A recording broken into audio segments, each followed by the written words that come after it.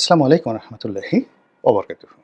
সম্মানিত দর্শক, ২০২৬ সনের ফেব্রুয়ারি মাসে জাতীয় সংসদ নির্বাচন অনুষ্ঠিত হবে এমন আশায় এখন বিএনপির যারা লোকজন রয়েছেন তাদের মধ্যে ভীষণ রকমের এক ধরনের উদ্দীপনা কাজ করছে।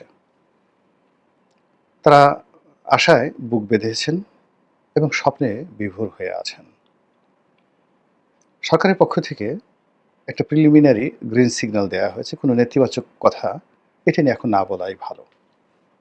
সরকার বলেছে যদি কিন্তু হতে পারে, ওটাকে আমরা শতভাগ ধরে নিই যে ধরুন ফেব্রুয়ারি মাসে নির্বাচন হলো প্রথমার্ধে, অর্থাৎ ফেব্রুয়ারি মাসের ১৫ তারিখের মধ্যে।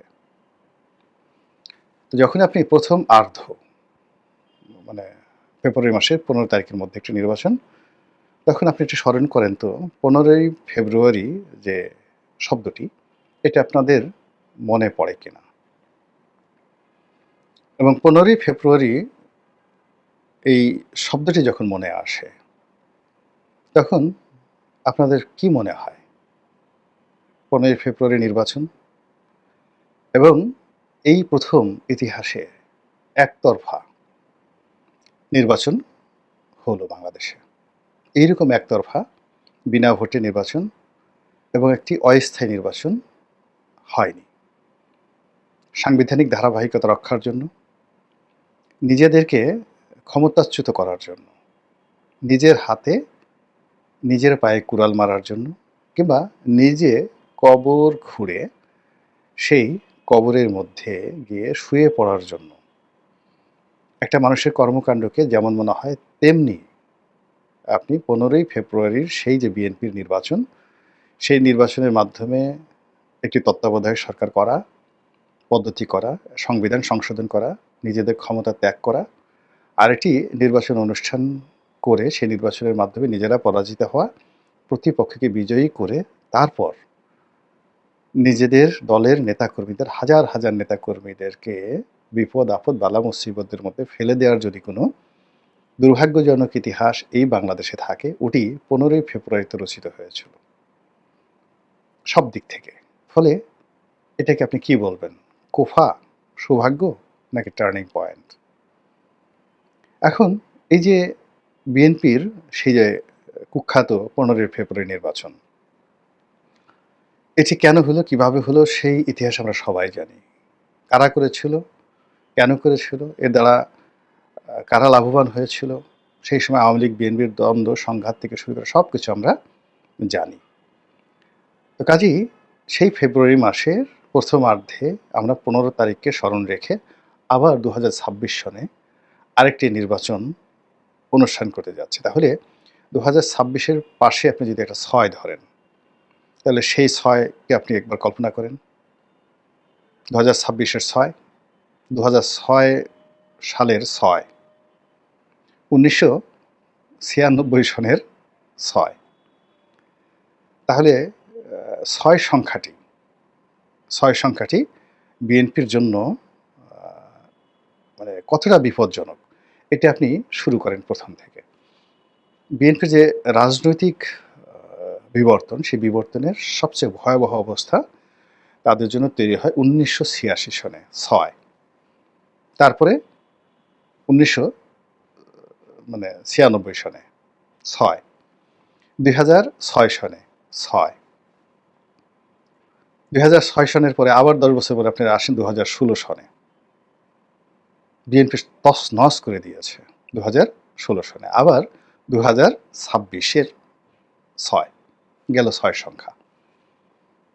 ফলে এই যে সংখ্যা তত্ত্ব নিয়ে জ্যোতির্বিজ্ঞান বলেন, তারপর অঙ্কবিদরা বলেন, তারা যে বিভিন্ন শুভ সংখ্যা বা কারো কারোর জন্য ৩, কারো কারোর জন্য ৬, কারো কারোর জন্য ৭, কারো কারোর জন্য ১ শুভ, কারো কারোর জন্য অশুভ, এই কথাগুলো বলেন, এটা ইতিহাস দ্বারা প্রমাণিত। ফলে বিএনপির জন্য ৬ সংখ্যাটি, নাম্বার 6, আমার দৃষ্টিতে এটা একটা মহাবিপদ, বিপদ সংকেত বা মানে ১০ নম্বর বিপদ সংকেতের নম্বর ৬। সেকেন্ড হলো ফেব্রুয়ারি মাস। ফেব্রুয়ারি মাস বিএনপির জন্য সব সময়টাতে একেবারে প্রথম থেকে জিয়া রহমান সাহেব যখন মানে 1975 সনের 15ই আগস্টের হত্যাকাণ্ডের পরে 7ই নভেম্বর এলো।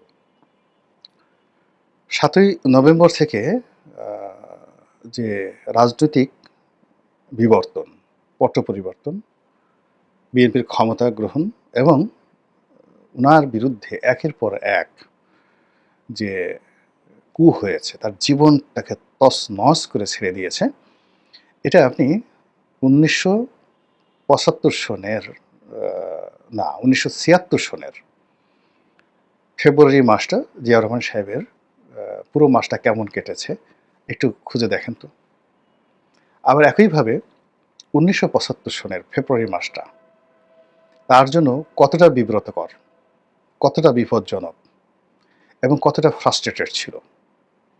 যারা তার সহকর্মী ছিলেন, কর্নেল ওলি সাহেব থেকে শুরু করে অন্যান্য যারা জীবিত আছেন, তাদেরকে একটু জিজ্ঞাসা করেন তো যে 1975 সনের ফেব্রুয়ারি মাসের 1 তারিখ থেকে 15 তারিখ পর্যন্ত ক্যান্টনমেন্টে, সেনা সদরে যে সকল ঘটনা ঘটেছে এবং বঙ্গবন্ধুর সঙ্গে, আওয়ামী লীগের সঙ্গে যে সকল ঘটনা ঘটেছে, তাতে জিয়াউর রহমান কোন পর্যায়ে ছিলেন, 76 সনের ফেব্রুয়ারি মাসে কেমন ছিলেন, কিংবা উনি যে বছর শহীদ হলেন, যে তারিখে শহীদ হলেন, সে বছর ফেব্রুয়ারি মাসে ওনার জীবন কেমন গেছে, কোন অবস্থার মধ্যে উনি ছিলেন, জাস্ট একটু খোঁজ নিয়ে দেখেন। তারপরে আগে তো বললাম 15 ফেব্রুয়ারি নির্বাচন। আচ্ছা আপনারা বলেন তো, এই যে বেগম জিয়া যে সর্বশেষ সাজাপ্রাপ্ত হয়ে কোর্ট তাকে সাজা দিল এবং তিনি যে জেলে গেলেন, এটা কোন মাসে গেছে? খুঁজে দেখেন ফেব্রুয়ারি মাসে।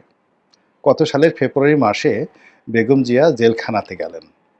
একটু খোঁজ নিয়ে দেখেন তো, যেটা কি মার্চে গেছেন, জানুয়ারিতে গেছেন, না কোন মাসে গেছেন। ওনার জীবনের আজকের বেগম জিয়ার যে সকল ধারাপাত বা সকল কষ্ট, সকল বেদনা, যা কিছু বলেন, সেটা কিন্তু ওনার জেলে যাওয়ার পর, উনি যেই দিন জেলে গেছেন ওই দিন থেকে তার জীবনের যে নতুন একটা উপাখ্যান, সেই উপাখ্যান তাকে রীতিমতো ফিনিশ করে দিয়েছে। তিনি যে বের হয়েছেন জেল থেকে, এখন আর সেই বেগম জিয়া নেই। তার সেই শক্তি, তার সেই স্থিতি, তার সেই কর্মক্ষমতা পুরোটাই শেষ করে দিয়েছে একটা জেল জীবন।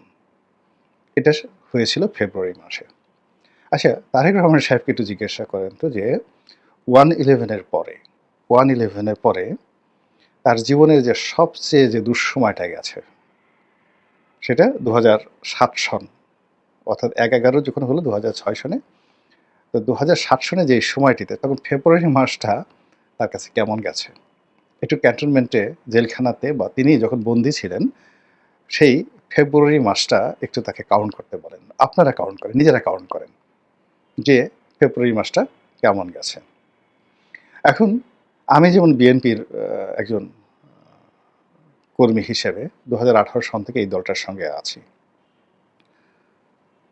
2018 সনের সে ডিসেম্বর মাসের যে নির্বাচন, সেই নির্বাচনে জানুয়ারি মাসের সেই যখন আওয়ামী লীগ ক্ষমতায় এলো 2019 সনে, আসার পরে ফেব্রুয়ারি মাসে আমার জীবন এবং বিএনপির সমস্ত প্রার্থীদের জীবন যে বিভীষিকা আসলো, মামলা দ্বারা, মোকদ্দমা দ্বারা, গ্রেপ্তার দ্বারা, সে 2019 সনের ফেব্রুয়ারি মাসটা আমরা যারা নির্বাচন করেছিলাম আমাদের পুরো জীবনটাকে তছনছ করে দিয়েছে। অর্থাৎ ডিসেম্বরে যে ঘা হয়েছে আমাদেরকে, নভেম্বর এবং ডিসেম্বরে ঘা হয়েছিল যা, সেই ঘাগুলো পুরো জানুয়ারি মাসে পৌঁছেছে। আর 2019 সনের ফেব্রুয়ারি মাসে সেই ঘা, দগদগে ঘা, পচে গলে আমাদের সবাইকে শেষ করে দিয়েছে।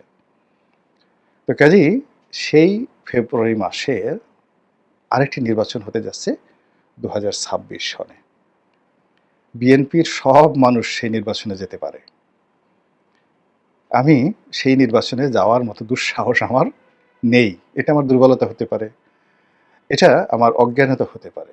অনেকে বলতে পারেন যে আপনি এই সমস্ত কুফাটুফা বলেন, আপনি এত কুসংস্কারবাদী কেন? সবই তো আল্লাহর দিন। ভালো কথা, আল্লাহর দিন। তো আল্লাহর দিন যদি সবই হবে, তো কিয়ামত কেন শুক্রবারে হবে?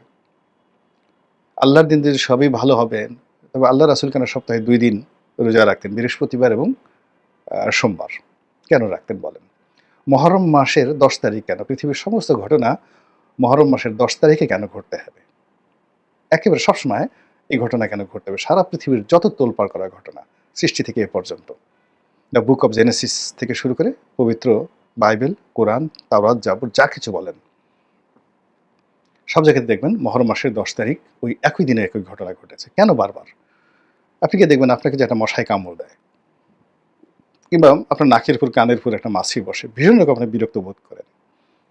বারবার আপনি গিয়ে দেখবেন যেই জায়গাটাতে মশাটা বসেছে বা মাছি বসেছে, আপনি তাড়িয়ে দিয়েছেন, ও একটু পরে ঘুরে এসে ঠিক ঠিক সেম জায়গাতে আপনাকে দংশন করবে এবং সেই জায়গায় বসবে এবং আপনার বিরক্তি উৎপন্ন করবে।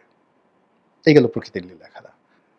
বসন্ত বসন্তকালেই আসে, কালবৈশাখী বৈশাখ মাসে আসে, বৈশাখ মাসে হয়, অন্য সময় হয় না। বর্ষাকাল আষাঢ় মাসে হয়, আষাঢ় শ্রাবণে বর্ষা আসে, ফুল ফুটে কখন, কোকিল ডাকে কখন, কোকিল কি অন্য সময় আসতে পারে না?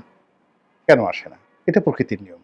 এটাই আল্লাহ এইভাবে সৃষ্টি করে রেখেছেন এবং আল্লাহ নিদর্শন তৈরি করে দিয়েছেন যে ওই মুসা আলাহ ইসলামকে তুর পর্বতে যেতে হবে বা আল্লাহ রাসুলকে হীরা পর্বতে উঠে সেই গুহার মধ্যে ধ্যান করতে হবে।